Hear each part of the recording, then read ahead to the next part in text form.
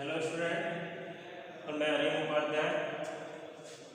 आगे हम बात करते हैं अनुवाद एवं कारक प्रकरण के अंतर्गत आने वाले कुछ महत्वपूर्ण तथ्यों के बारे में। तो कल जैसा कि मैंने आपको बताया था कि संस्कृत भाषा में पुरुष, वचन एवं लिंगों की संख्या तीन होती है। जब हम आगे वाक्य बनाने के लिए चलेंगे, अनुवाद करेंगे, तो हमें क्रिया की भी आवश्यकता होगी, क्योंकि वाक्य बनाने के लिए कर्ता, क्रिया और कर्म तीनों की ही हमें आवश्यकता होती है। इन तीनों को स्पष्ट रूप से पहचानने के बाद ही हम किसी भी भाषा का रूपांतरण अपनी संस्कृत भाषा में कर पाएंगे। तो संस्कृत भाषा में कर्ता, तो जो पुरुष होते हैं उन्हें संस्कृत भाषा में कर्ता कहते हैं। यानी कि जो संस्कृत भाषा के पुरुष हैं, प्रथम पुरुष, मध्यम पुरुष और उत्तम पुरुष, उनको ही हम क्या कहेंगे? कर्ता कहेंगे। ठीक है। दूसरा होता है क्रिया। तो संस्कृत भाषा में क्रिया, तो हिंदी भाषा का जो क्रिया शब्द है उसको संस्कृत भाषा में हम धातु कहते हैं। यानी हिंदी भाषा के क्रिया शब्द को ही संस्कृत भाषा में धातु कहा जाता है। और काल को लकार कहते हैं। हिंदी भाषा में काल शब्द का अर्थ संस्कृत भाषा में लकार हो जाता है, अर्थात हिंदी भाषा के काल शब्द को संस्कृत भाषा में लकार कहते हैं। क्रियाओं में जैसे पठ यानी पढ़ना, चल चलना, भाग दौड़ना, भू यानी होना, इस प्रकार की अन्य क्रियाएं भी हैं। संस्कृत भाषा में लगभग 2000 धातुएं हैं, यानी कि 2000 क्रियाएं हैं। अब काल किसको कहते हैं? तो काल क्रिया जिस समय में होती है, यानी क्रिया का जो करने का समय है, अर्थात क्रिया के होने का जो समय है, वही उसका काल कहा जाएगा। अर्थात क्रिया जिस समय में होती है वह उसका काल कहा जाता है। काल कितना होता है? तो मुख्य रूप से काल के 3 प्रकार होते हैं। मुख्य रूप से काल के 3 प्रकार होते हैं: वर्तमान काल, भूतकाल और भविष्य काल। किंतु संस्कृत भाषा में जो लकार को क्या कहा जाता है? काल कहा जाता है। तो संस्कृत भाषा में लकारों की संख्या 10 होती है। कितनी होती है? 10। तो संस्कृत भाषा में यदि पूछा जाए कि संस्कृत भाषा में लकारों की संख्या कितनी है, तो संस्कृत भाषा में लकारों की संख्या 10 है। मुख्य रूप से काल के कितने प्रकार होते हैं? तो मुख्य रूप से काल के 3 प्रकार होते हैं: वर्तमान काल, भूतकाल और भविष्य काल। अब संस्कृत में कौन कौन से लकार हैं? 10। उनकी परिभाषा मैं तुम्हें यहाँ समझाता हूँ। तो पहला है लट लकार। लट लकार का अर्थ है वर्तमान काल। तो वर्तमान काल जैसा आपने अब तक पढ़ा है, वर्तमान काल क्या है? जहाँ क्रिया के द्वारा किसी कार्य का होना तो पाया जाए, किंतु उसकी समाप्ति नहीं हो। अर्थात जहाँ क्रिया द्वारा किसी कार्य का होना पाया जाता है किंतु उसकी समाप्ति नहीं देखी जाती है, उसे वर्तमान काल कहा जाता है। जैसे मैं कहूँ राम पठति, राम पढ़ रहा है, तो क्रिया अभी प्रारंभ है, उसका अंत नहीं हुआ है, उसकी समाप्ति नहीं हुई है। या जैसे हम कहें कि रामा गीता पढ़ती, रामा गीता पढ़ रही है, तो पढ़ रही है, अभी उसका समापन नहीं हुआ है। तो जहाँ क्रिया का होना पाया जाता है किंतु उसकी समाप्ति नहीं देखी जाती है, उसे हम लट लकार कहते हैं। दूसरा होता है लुंग लकार, यानी सामान्य भूतकाल। तो देखो संस्कृत भाषा में भूतकाल के 3 भेद बताए हैं। संस्कृत भाषा में भूतकाल के 3 भेद बताए हैं: सामान्य भूतकाल, अनद्यतन भूतकाल और परोक्ष भूतकाल। तो सामान्य भूतकाल के लिए लुंग लकार का प्रयोग किया जाता है। लुंग लकार किसे कहते हैं? तो जिस काल में क्रिया का प्रारंभ होकर समाप्त भी हो, यानी कि जिस काल में क्रिया का कार्य प्रारंभ भी हुआ है और समाप्त भी हो रहा है, उसे हम सामान्य भूतकाल कहते हैं। जैसे कोई भी उदाहरण ले लो, सोहन स्वगृहम अगमत्, सोहन अपने घर गया। ठीक है, तो कार्य प्रारंभ भी हो रहा है और समाप्त भी हो रहा है, क्योंकि आया होगा तभी तो जाएगा। तो जब कार्य प्रारंभ होकर समाप्त भी हो जाता है, उसे सामान्य भूतकाल कहा जाता है। दूसरा होता है लंग लकार, अनद्यतन भूतकाल। इसको हम पहले से ही पढ़ते हुए आ रहे हैं। तो अनद्यतन भूतकाल क्या होता है?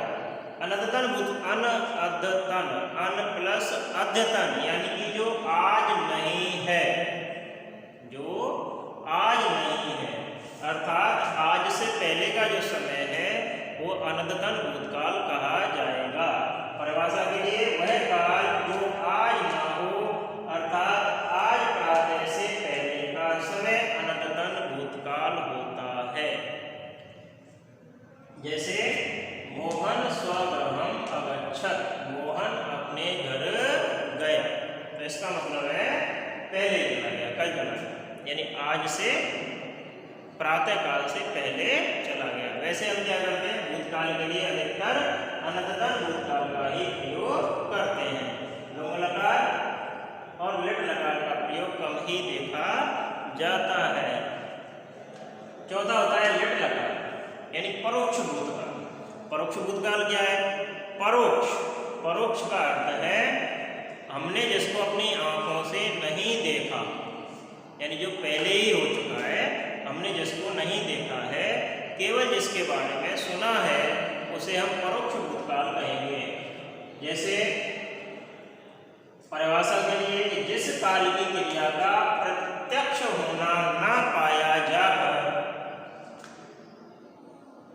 प्रत्यक्ष होना ना पाया जाए, अर्थात किसी ने ना देखा हो, केवल सुना हो। जैसे राम अयोध्या राजा बभूव, राम अयोध्या के राजा हुए, यानी राम अयोध्या के राजा हुए थे। तो हमने क्या है, केवल उन्हें सुना है, देखा नहीं। यानी जिसको केवल सुना हो, देखा नहीं हो, उसे क्या कहेंगे हम? लिट लकार, परोक्ष भूतकाल। पांचवा होता है लरट लकार, यानी सामान्य भविष्य काल। सामान्य भविष्य काल जहाँ क्रिया का प्रारंभ होना ना पाया जाकर आगे होना पाया जाए, अर्थात जहाँ क्रिया प्रारंभ दिखाई ना दे किंतु उसका आगे होना पाया जाए कि आगे क्रिया निरंतर जारी है, उसे हम सामान्य भविष्य काल कहते हैं।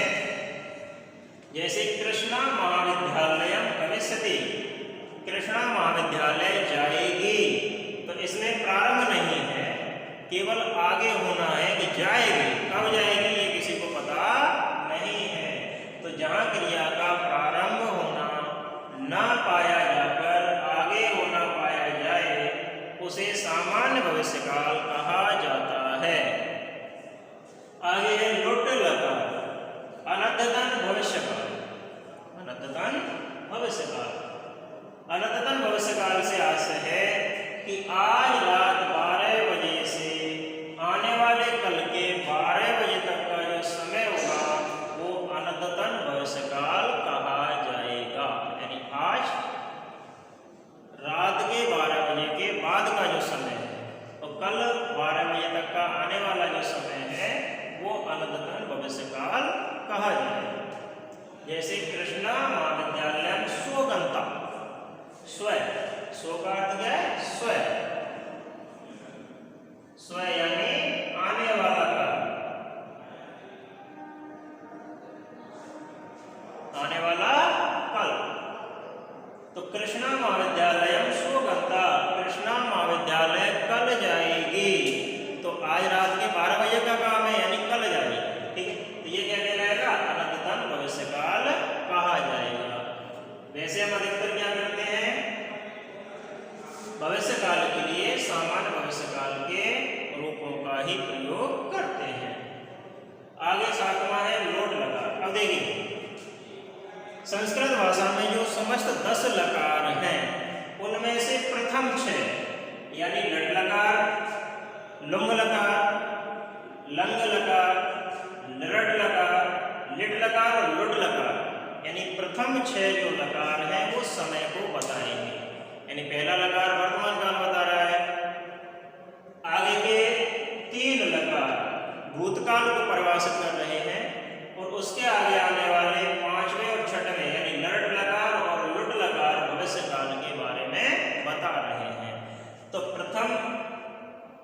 पहले से लेकर छठवें तक प्रथम 6 लकार समय को बताते हैं, किंतु आने वाले जो 4 लकार हैं वो केवल क्रिया का प्रकार बताएंगे, वो किसी प्रकार का समय नहीं बताते हैं।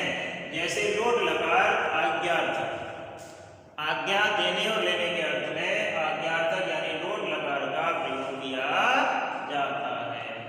जैसे से पठतु वह पढ़े, या मैं जैसे कहूं त्वम गच्छ तुम जाओ, तो जाने का अर्थ क्या है? जाओ यानी कि आज्ञा। तो आने या जाने यानी कि आज्ञा लेने और देने में लोट लकार का प्रयोग होगा, चाहे वो पढ़ने का हो, आने का हो, जाने का हो, खाने का हो। जब कोई आज्ञा दे रहा है तो आज्ञार्थक यानी लोट लकार का प्रयोग किया जाएगा। आड़ा होता है विधिलिंग लकार, चाहिए के अर्थ में। जैसे उसे पढ़ना चाहिए, से पढ़े, तो चाहिए अर्थ में विधिलिंग लकार का प्रयोग किया जाता है। 9वां है आर्षि लिंग लकार। आर्षि लिंग लकार का अर्थ है आशीर्वाद के अर्थ में, आशीर्वाद देने के अर्थ में आर्षि लिंग लकार का प्रयोग किया जाएगा। जैसे ते मंगलानि भूयासु, वे तुम्हारे लिए मंगलकारी हो मैं, तो वे तुम्हारे लिए मंगलकारी हो मैं, अर्थात यहाँ मंगल की कामना की जा रही है, आशीर्वाद दिया जा रहा है। ठीक है, तो जहां आशीर्वाद की बात होगी वहां आर्षि लिंग लकार का प्रयोग किया जाएगा। अगला है अंतिम लरंग लकार। लरंग लकार से तात्पर्य है क्रियातिपत्ति काल। क्रियातिपत्ति काल से तात्पर्य क्या है? तो क्रियातिपत्ति काल से तात्पर्य है कि जहां एक क्रिया का होना, जहां एक क्रिया का होना दूसरी क्रिया के होने पर निर्भर हो, यानी पहली क्रिया जो हो रही है वो दूसरी क्रिया पर यदि आधारित है तब वहां लरंग लकार का प्रयोग किया जाता है। तो एक क्रिया का होना जब दूसरी क्रिया पर आधारित होता है या दूसरी क्रिया पर निर्भर होता है तब वहां लरंग लकार का प्रयोग किया जाता है। जैसे मैं कहूं कि यदि से आगमस्य तरहि अहम नूनम तेन से आगमिष्यम, यदि वह आता तो मैं उसके साथ निश्चित रूप से जाऊं। तो कहने का तात्पर्य है कि जब एक क्रिया का होना दूसरी क्रिया के होने पर निर्भर होगा तब वहां क्रियातिपत्ति यानी कि लरंग लकार का प्रयोग होगा। तो देखो ये तुम्हें समझने के लिए और जानने के लिए है कि संस्कृत भाषा में क्रिया जो होती है उसको संस्कृत में हम धातु कहते हैं, यानी धातु का ही नाम क्रिया है। और लकार को क्या कहते हैं? काल। लकार का अर्थ क्या है? काल यानी समय। तो काल मुख्य रूप से 3 प्रकार के, वर्तमान, भूतकाल और भविष्यकाल। संस्कृत भाषा में लकारों की संख्या 10, 10 में से प्रथम 6 क्या बताते हैं? समय को बताते हैं, और अंतिम 4 क्रिया के प्रकार को बताते हैं। इतना हमें ध्यान रखना है। कल फिर हम लकारों के बारे में पुरुष और वचन के हिसाब से उनको विस्तृत रूप से पढ़ेंगे। तो हमें पढ़ने के लिए लट लकार, लरट लकार, लट लकार, लरट लकार, लोट लकार, विधिलिंग लकार और लंग लकार, इन 5 के बारे में पढ़ना है। लट, लंग, लरट, लोट और विधिलिंग, इनके रूपों से, इनके रूप किस प्रकार से चलेंगे, उनका क्रिया के साथ किस प्रकार से उनके प्रत्ययों को जोड़ा जाएगा, ये कल के अध्याय में हम पढ़ेंगे।